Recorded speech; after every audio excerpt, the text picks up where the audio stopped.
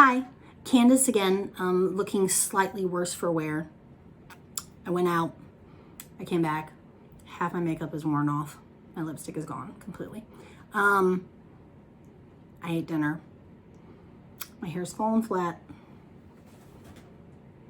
Anything else we're forgetting? I'm tired, I don't know, all the time. Okay, hi guys. Welcome back to another episode of What the Smut Book Reviews. When I just did that, it looks like I have no upper lip.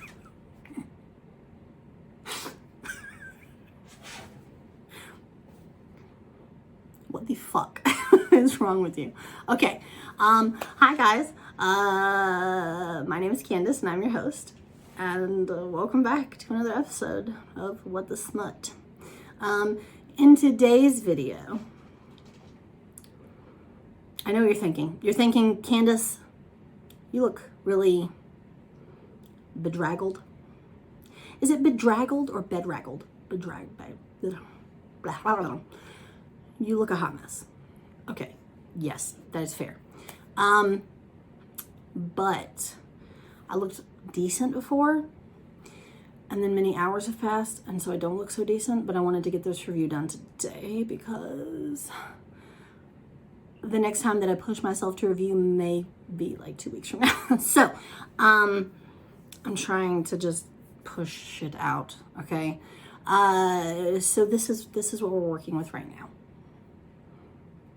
You better be okay with it. In today's video, we're going to be reviewing a book.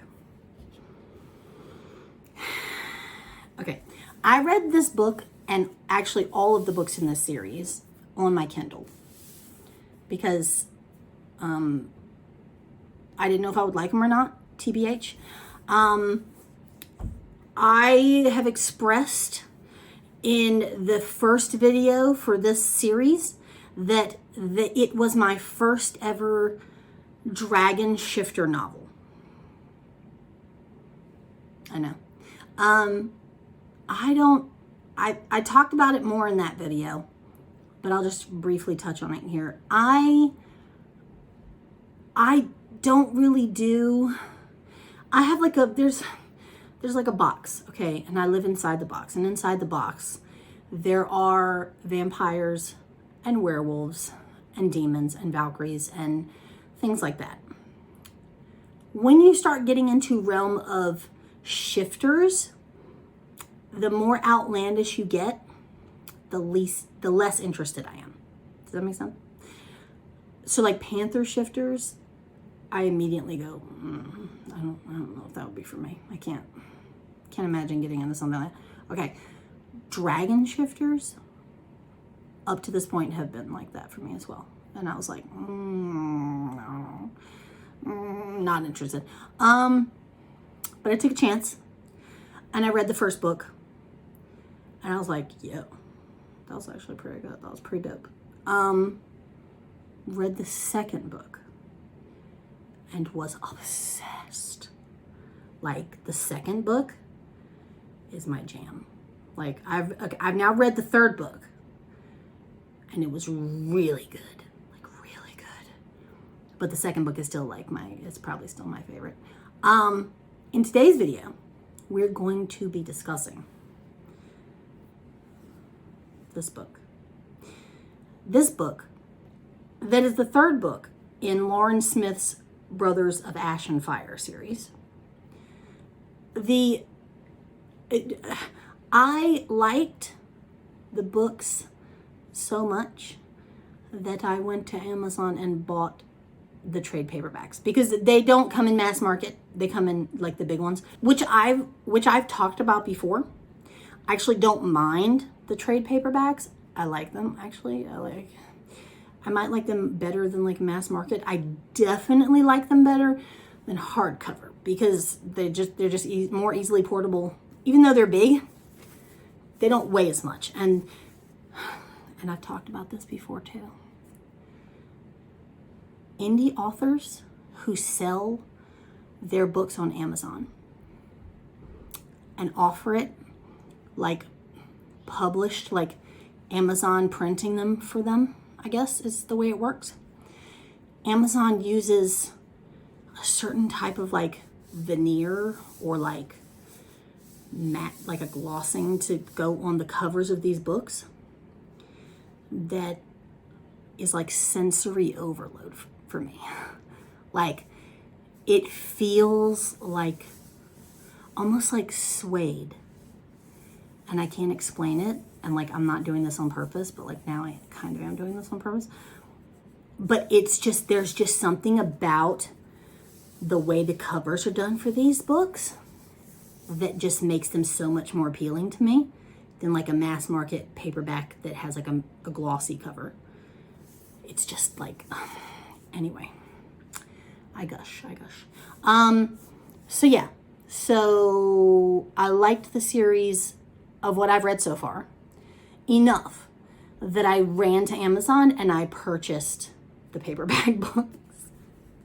And they came yesterday, which is perfect timing. I have already reviewed Mikhail's book, which is the second one in the series.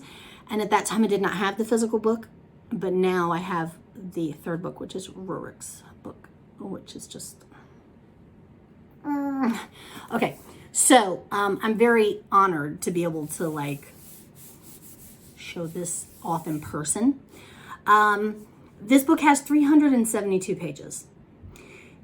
It is available for Kindle and Nook for $3.99, and you can get this paperback for $9.99. The digital downloads for these have different covers than the paperbacks do. The paperbacks will come with this cover. The digital download has gotten a revamped cover. And from what I've been told by Lauren, at some point the paperbacks will also get the new cover as well, which is perfectly fine because I talked about it in Mikhail's video. I was obsessed with Mikhail's cover, like the cover of that book. Something about the emerald green color of the cover was just like, oh, it was so stunning that I was happy to get that cover. You know what I'm saying? Like I wanted that one. The new covers are so drool worthy. It's ridiculous. But I really wanted that emerald cover. So I don't know. I'll probably end up maybe rebuying them in the new cover. We'll see what my bank account looks like at the time. Okay. So this is, like I said, book 3. Book 1 is called Grigori. Book 2 is called Mikhail, and book 3 is called Rurik. There is a 4th book in this series. During Mikhail's review video, I fucked up the title because my trash brain, when I read the title on Amazon, I thought it said The Last Baronoff Dragon. And in actuality, it says The Lost Baronoff Dragon. So there is a 4th book, but it is called The Lost Baronoff Dragon.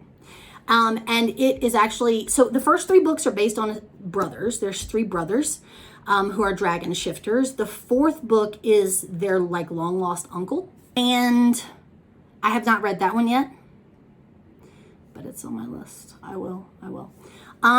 Okay, so I will read you guys the blurb and then we'll break it down. 10 minutes and 30 seconds in already, and I haven't even fucking read the blurb. The blurb for this is actually pretty long, which is good. It means I have to explain less, which means that I'll fuck up less. So count your blessings, kiddos. I literally just deflated. I ran completely out of steam. Okay. The blurb for this one says, the Huntress becomes the hunted. Charlotte McQueen is tired of being told what to do. Stay in school. Don't hunt dragons. That's a pretty big leap between those 2 things. Stay in school. Don't hunt dragons. Don't have sex. Blah, blah, blah. Her overbearing brothers mean well, but they are seriously killing her social life. Life as a chemist is about as exciting as watching water boil. So for one night, Charlotte is going to walk on the wild side. And to top it off, she's going to bag her own dragon and show her brothers once and for all she's more than their baby sister. She just never expected to fall for a dragon. And then underneath it says the player gets played, which I'm guessing was like, you know how sometimes in blurbs it'll have like a little thing in like bold, like a little sentence in bold, and it'll be like dot dot dot, and then that leads into the paragraph about that. I think that's what this was, and I may have just messed it up when I was reading it. Rurik Baranov's days are spent defending his family's homeland from rival dragon clans. His nights deliciously spent indulging in carnal pleasures of the flesh, a horde of women available at the nod of his head. Drinking, dancing, and sex keep his hot-blooded warrior dragon in check, but just barely. The last thing he wanted was love, until she walked into the club. Living, breathing sex poured into a tight red dress. With one kiss and one look into her vulnerable eyes, he's lost. Now his impenetrable heart has been well penetrated, making him vulnerable. And the worst part, she's the little sister to his sworn enemies. When Charlotte becomes a pawn against Rurik in a ruthless dragon clan war, he'll have to work with her brothers, yes, the dragon hunters, to save her, unless they kill him first. Okay, we're gonna get to that part because like I messaged the author and I was like, her brother owes me a personal apology because I still feel some kind of way about his behavior. I would not be so easy to forgive and forget, okay? Okay, so the two main characters for this book are Charlotte McQueen, who is the main female character, and Rurik Baranov, who's the male main character. The main male character. Okay. If you've read the first two books in this series, you will know that Rurik is the youngest of the three Baranov brothers. He is what is considered a battle dragon. So in this realm that Lauren has created, there are three brothers. The oldest, Grigori, is basically the head of the family. He's in charge of like the finances, and he's in charge of like keeping the family straight and on the straight and narrow, and the responsible one, right? The studious one. Mikhail was the brother who was set to guard the family jewels, and basically he's like the was supposed to be like the treasure hunter type. You know what I'm saying? Like he's like the wild card. And then you have Rurik, who is the protector of the family, like the physical protector. He is the one that's supposed to. His father instilled in him from a very young age, when they realized that he was a battle dragon, that he was not allowed to take a mate because battle dragons should not take mates because they can be used against them in inter-clan like feuds and stuff. So Rurik, though he would love to have a mate, has always worked off of that archaic rule that his dad put into place that says that Grigori and Mikhail can take mates and continue the Baranov line by creating like drakelings, which is what they call the little baby dragons. But Rurik should not mate because she would just be a liability, right? Unfortunately, when your true mate is presented to you, which they notice immediately, usually by like the smell. It sounds weird to say the smell because like she doesn't stink or anything. That just sounds weird. But like her scent is extremely sweet, and that's normally how they would recognize that that's your true. That could be a potential true mate. The real trigger, I guess, to show whether or not it is your true mate is during the first kiss. If both parties experience memories of the other, like the other person's memories, if they get flashes of the other person's memories, then they know that that's their true mate. And every amount of time they spend together after that, every sexual encounter, every whatever, just adds more and more like strings that like bind them together until eventually you're well and truly mated. Okay, you're like bonded. Okay, so Rurik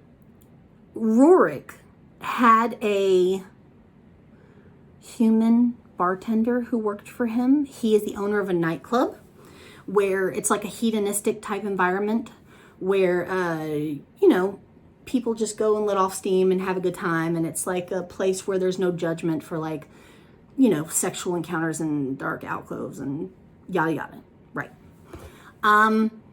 Sorry for the shakeage. I hit my table. So Rurik had, I want to say it was like 3 months ago, Rurik had a female bartender who worked for him, who he thought could potentially be his true mate, but she was human. And even if she was his true mate, he was allowed to have a mate, he would like disparaged taking a mate who's human, because if a dragon mates a human, then it will tie their lifespan to the humans. If the human dies at 70, the dragon will die shortly after. Whereas they could potentially live for thousands of years. So he never pursued anything with the bartender, but he was very fond of her. Like he had a very like close connection. She was in love with him, but he didn't, he was like, I can't, but he had affection for her. The eldest son of the rival dragon clan on the other side of Russia, where this takes place, came into his club and basically starts some beef that ends in the human girl Nikita getting killed. In retaliation and in his rage, Rurik transforms and snaps Homeboy's neck and kills the heir to that dragondom, whatever. So that set off a chain reaction of basically like a duel that took place in the first book of this series, which is Grigori's book. This book opens with that scene of what happened in the nightclub. And it basically gives you the rundown of exactly what happened. And then it fast forwards you 3 months later. Enter Charlotte.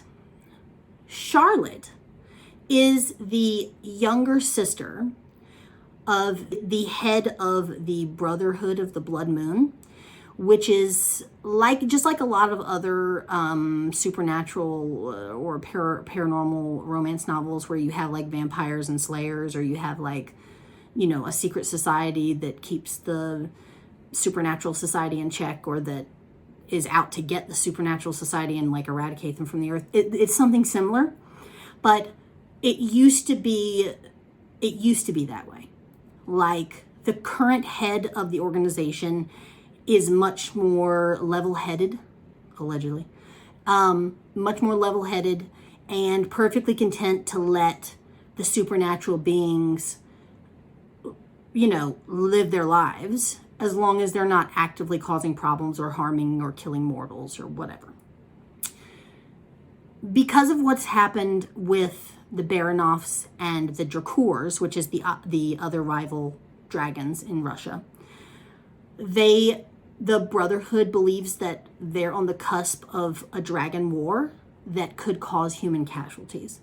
So they have been trying and failing to basically interrogate Rurik to see what he knows about what's going on and whether or not they need to intervene, or whether, you know what I'm saying? So I don't know why I always say, you know what I'm saying, as if you're going to answer me back. I know you don't. I know you can't. So. They used to have very archaic rules. It was like an immediate eradication of all things supernatural.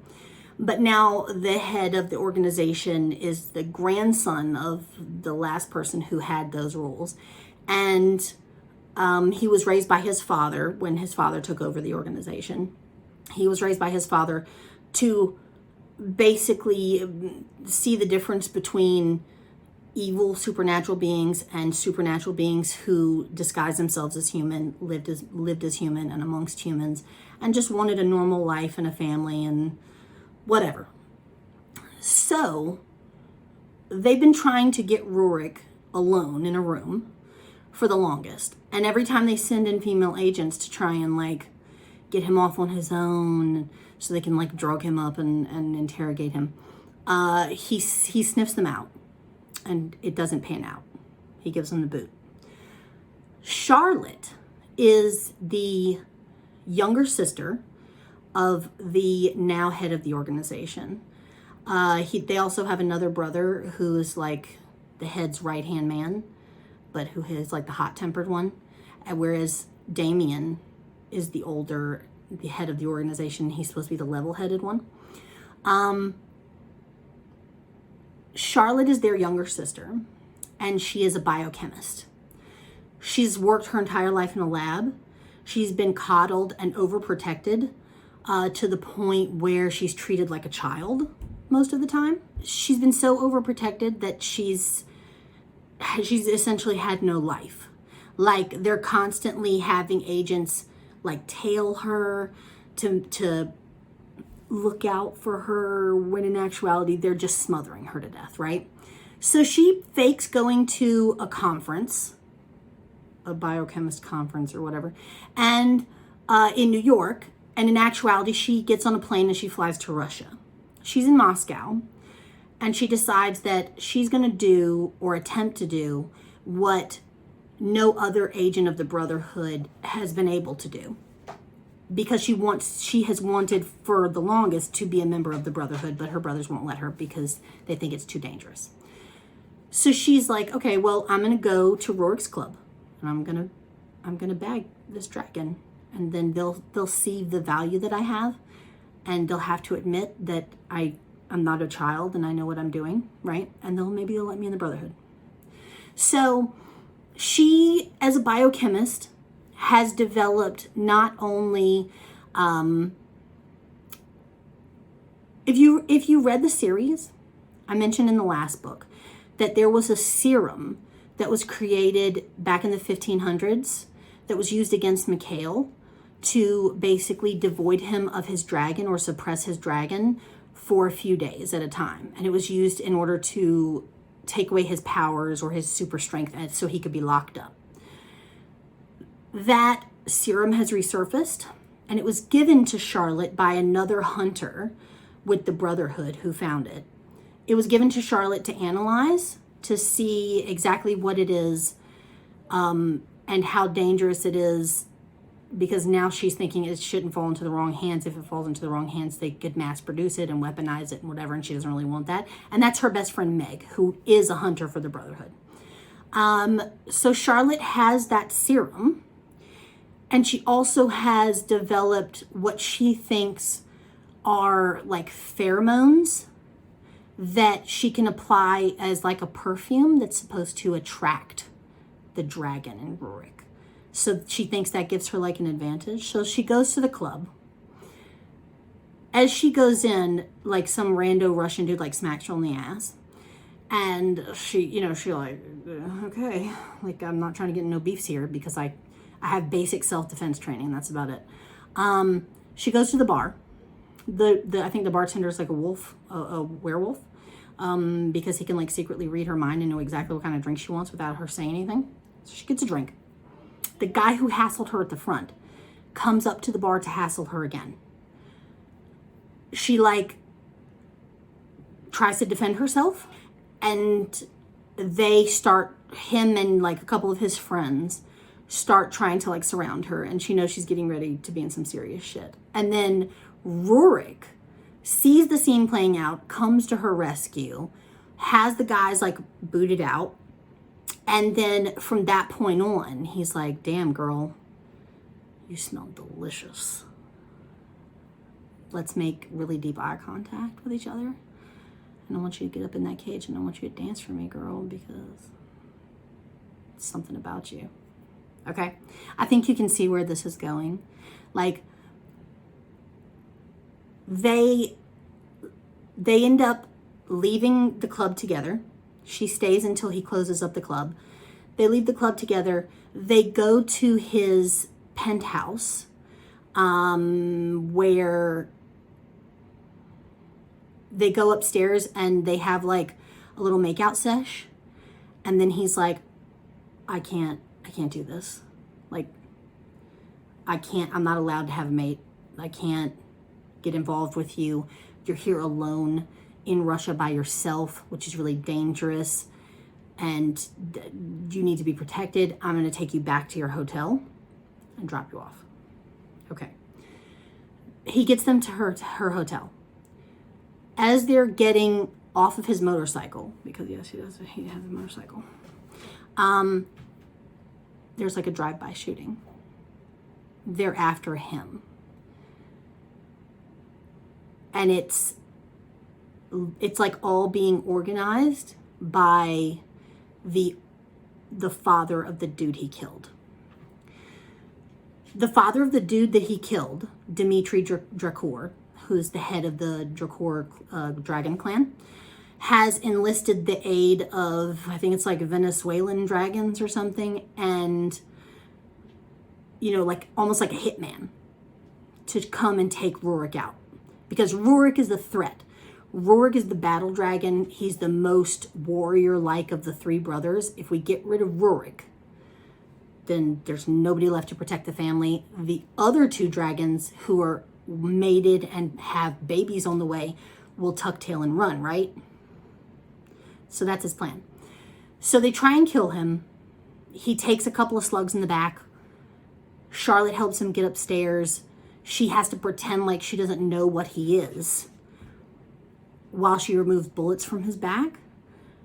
And then afterwards, when he's like super fast healing, and she's like, oh my God, how are you healing something? Like, you know what I'm saying?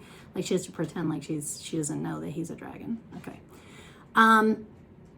By this time, he's well and truly like legit into her, and she's like really into him, right? So now they're spending time together, and he's showing her around Russia, and he's doing all these things, and he takes her to like the St. Petersburg castle or the whatever, and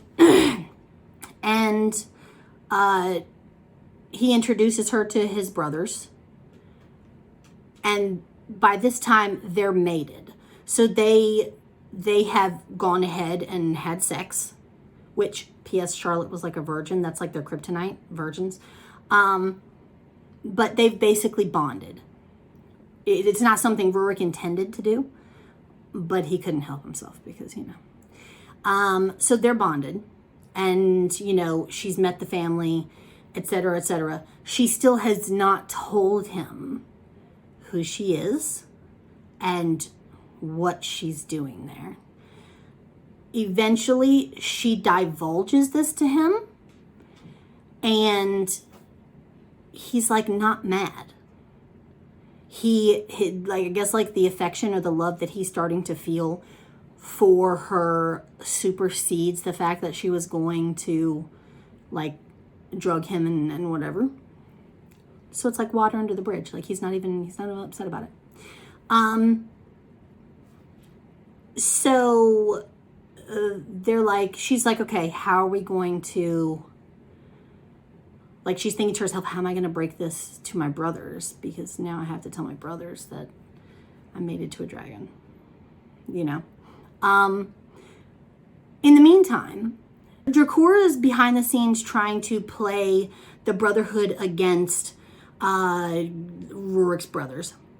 Essentially, he thinks that if he outs who Charlotte is to both parties, one or the other will fly off the handle and kill the other, and then he can sweep in with the new alliances that he's made with the dragon shifter clans in other countries, and they will come in and kill whoever's left, and he'll be able to basically take over Russia. Okay, so he calls Grigory, and he says, hey, did you know that Charlotte is a McQueen, she's the younger sister of the head of the organization that wants to off you. Because we have a new alliance with each other, or a new treaty, since everything that happened in the first book, I'm giving you the heads up. I want you to know. Because we're cool like that, right? And I got you. Grigori calls Rurik and tells Rurik this. Rurik gets upset because when Charlotte was divulging that what her purpose in Russia was, she conveniently neglected to tell him that she was a McQueen. He just thought she worked for the Brotherhood. And she said, no, I'm a biochemist. I don't work for the Brotherhood, which is true. But I'm not a hunter. I wasn't here to hunt you. I just wanted to talk to you. You know what I'm saying? So it takes him a while before he believes her, but eventually he does. At the same time, Drucour calls Damien McQueen and says, hey, do you know where your sister is? And he's like, yeah, she's in New York at a conference. Who the fuck is this? And he's like, oh, I'm just a helpful citizen letting you know that your sister's not in New York. She's actually in Russia with Rurik Baronoff. Damien is like, okay, what the fuck? Immediately takes his team of hunters and whatever, boards a plane, flies to Russia to track her down. Long story short, because I know I've been at this for 35 minutes already, they lie in wait for Charlotte and Rurik to come back to her hotel room. When they get there, they ambush the two of them. They basically inject Rurik with the serum that suppresses his dragon so they can tie him up, and use a truth serum that they also have to get him to spill the beans as to what his intentions with Charlotte are, and all of this, what's going on with the dragon war, and et cetera, et cetera. They're interrogating him basically. Charlotte tries to defend him. They have these poorly conceived notions that dragons put off pheromones and all this other stuff, and that he somehow tricked her into the feelings that she claims to have for him. And they drug Charlotte as well, give her a sedative, knock her out, and tie her up so that she can't injure herself or anyone trying to break Rurik out of there or whatever. By this time, the other hunters, Meg, Charlotte's friend, and another female hunter, are seeing the way that Damien's behaving and knowing that it's hitting a little too close to home. And so they're like, okay, you need to chill. You're my boss and everything, but you need to chill because you're acting kind of cray-cray right now. He tasks them with taking Charlotte to the airport to put her on a plane back to the U.S. while he finishes up with Rurik. They decide they're not going to do that. They're going to take Charlotte to a safe house in St. Petersburg. And then when he calls them back to transport Rurik to the airport, where I guess they're going to take him to some compound or something, they're going to deposit Rurik at the St. Petersburg safe house until Damien chills the fuck out, right? They don't get that chance because their car is hit in the middle of the road, and Charlotte is abducted by the Venezuelan dragon who's working for Dmitry Drucour. She's taken to meet Dmitry, where now the Baronoff brothers and Charlotte's brothers, the McQueens, have to team up to go and rescue Charlotte. And something happens at the end where it solves the issue of, oh, she's only going to live 70 years, and if I tie my life to hers, I'm only going to live 70 years. Essentially, there's a transference of part of Rurik's dragon into herself, which allows them both to basically share one dragon, if that makes sense, so that they will both live thousands of years. And it was like wrapped up nice and neat in with a little bow on it for me, and I really appreciated that. So Drakor gets what's coming to him, which is good because I fucking hated that guy. The Venezuelan dragon gets what's coming to him because hated him too. And yeah, Damien and Jason, her other brother, basically come to the realization that she is truly in love with Rurik, and Rurik is truly in love with her, because they both make giant sacrifices of like their own lives to save the other in like this epic ending battle. And they're like, well, if this is what you want to do and this is who you want to be, then... And she comes to the realization that she never really wanted to be a hunter. Like, she's perfectly content not being in that life because she wasn't really prepared for it to begin with. You know what I'm saying? So yeah, that's that on that. 45 minutes later. For the rating for the book, I gave it a 9.25. I don't remember if I rated Mikhail's a 9.5. If I didn't, I retroactively do, because Mikhail's book was like my jam. But Rurik's was probably a close second, yeah. So I'm really excited to read that fourth book. Gonna try and jump on that soon. But yes, I would highly recommend that you guys, if you're into shifter novels, if you're into paranormal romance novels that involve like dragons, if you're into like that fantasy element, if you're into like enemies to lovers paranormal, like this will be your jam. I would definitely recommend the series 21. I would definitely recommend this book, obviously. Yeah. What can I say besides that? That's it. I got nothing else. 45 minutes later, I should not have anything else. If you like me and you like my channel, please consider subscribing. I would really appreciate it. If you like this video, you can give it a thumbs up. If you weren't completely put off by my long-windedness, thumbs up. If you do subscribe, make sure you hit the little bell so you get notifications when I upload a new video. If you'd like, you can follow me on social media. I do sneak peeks to upcoming videos, and I do giveaways and things like that. I have a members-only Facebook group, an Instagram, and a Twitter account devoted to this channel. You can follow me wherever. And yeah, I think that's it. I really appreciate you guys sticking with me and watching another video. If you've made it all the way to the end, stick around for the blooper reel, because it's just going to be chock full of me being all tongue-tied. Yeah, I really appreciate you guys. I love you guys so much. I'll see you in my next video, okay? Bye.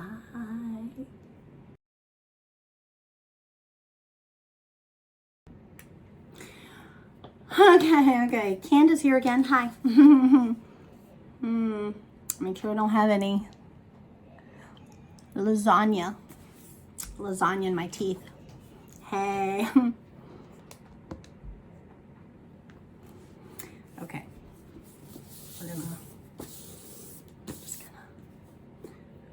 Okay, I have like a ring in my ear. Okay. Jello, how are you? I don't know what I'm doing. I honestly don't know what I'm doing. I can hear my kid laughing from the other room. She's having a good time with her dad while I'm in here looking a hot mess.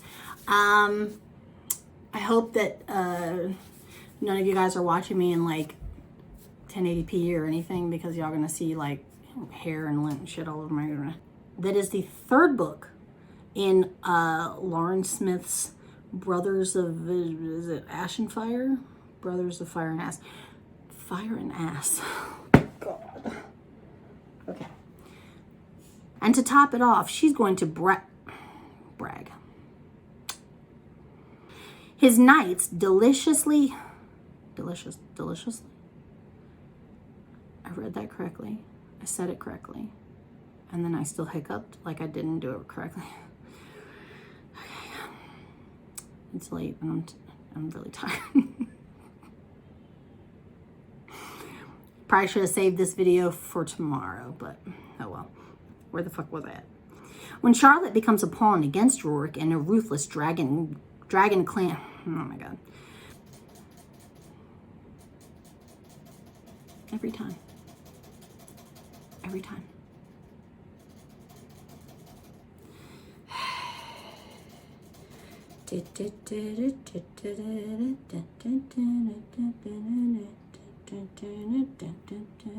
If you don't know that song, you're too young to be on this channel. Go.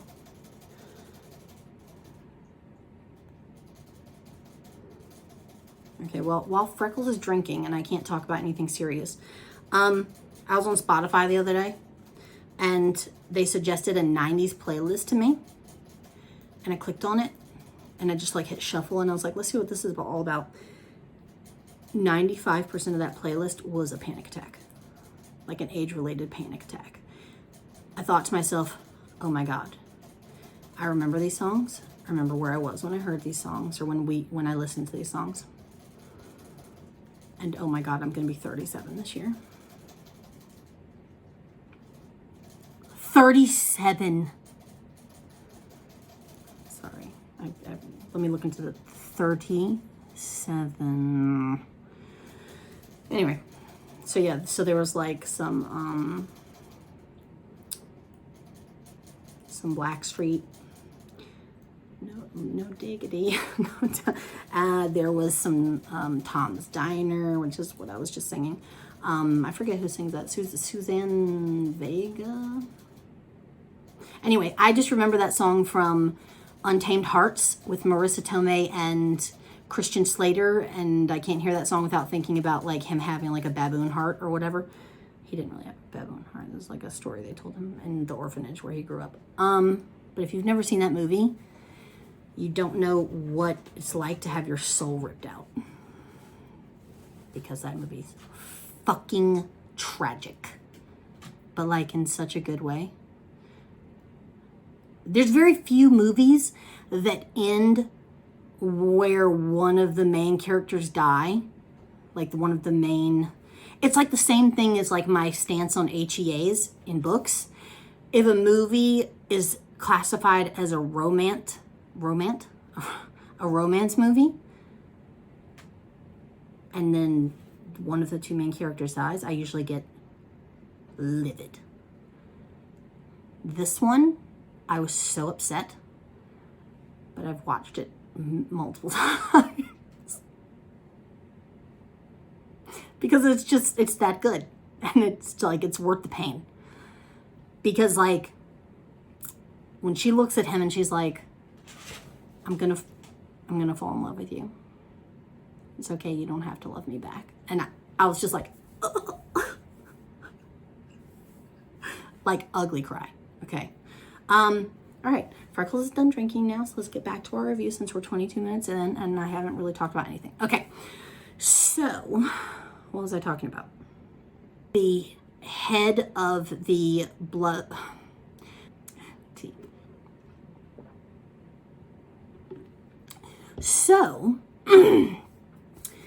So, anyway, where was I?